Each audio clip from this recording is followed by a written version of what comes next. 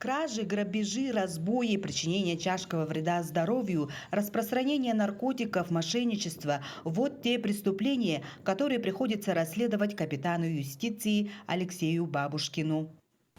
В 2019 году был назначен на должность старшего следователя. В 2021 году назначена должность начальника отделения следственного отдела ОМВД России по Мирнинскому району. Работа наша заключается в том, что следователь, он расследует уголовные дела, направляет уголовные дела прокурору для утверждения обвинительного заключения, после чего направляется дело в суд для рассмотрения по существу. Сложная профессия следователя требует постоянного общения с разными людьми, поэтому нужно быть психически устойчивым и, не менее важно, работать в сплоченном дружном коллективе. Сегодня следственный отдел по Мирнинскому району состоит из 14 сотрудников.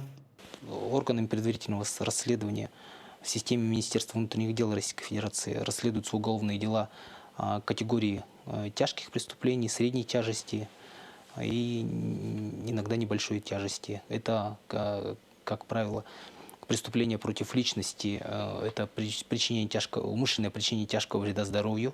Большой процент завершенных дел – отличный показатель успешной работы. Алексей Бабушкин – один из лучших следователей в Якутии. Несомненно, в любой сложной работе нужен надежный тыл. Для нашего героя это любимая семья, которая поддерживает и помогает во всем.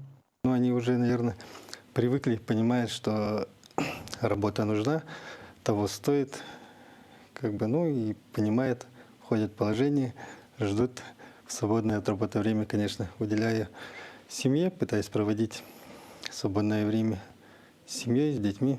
Сегодня в профессиональный праздник Алексей также усердно работает.